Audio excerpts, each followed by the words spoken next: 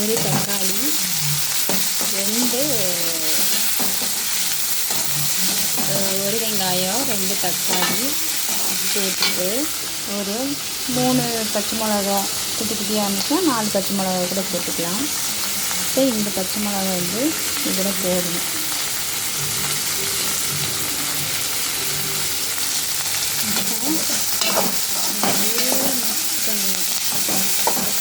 நல்லா கிளறி விட்டுட்டே இருக்கணும்.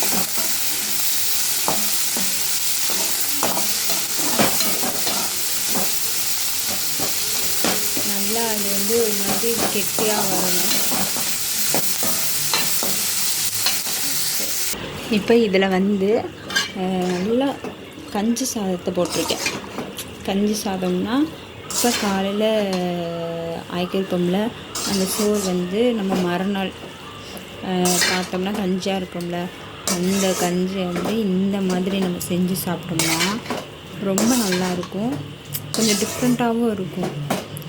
இப்படி செஞ்சு சாப்பிடும்போது கொஞ்சம் கஞ்சி குடிக்க மாட்டாங்க அப்படி இருப்பாங்கள்ல, அவங்களுக்கு நீங்கள் இந்த மாதிரி செஞ்சு கொடுக்கலாம். இது வந்து நம்ம கஞ்சி சாப்பிட்ற மாதிரியே தான் இருக்கும், ஆனால் இது ஒரு டிஃப்ரெண்ட்டாக இருக்கும். இந்த ஸ்டேஜில் வந்து கொஞ்சோண்டு உப்பு போட்டுடணும்.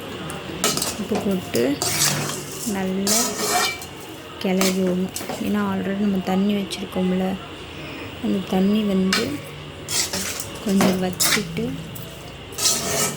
இருக்கணும். இது சூப்பராக இருக்கும்.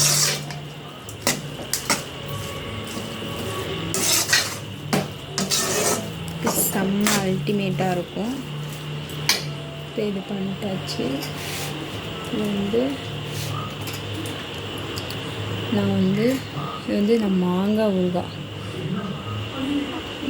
ஒன்று எடுத்துருக்கேன். அப்புறமேட்டுக்கு கொஞ்சோண்டு அப்பளம் பருத்து வச்சுருக்கேன். இதுக்கு வந்து காம்பினேஷன் வந்து சூப்பராக இருக்கும்.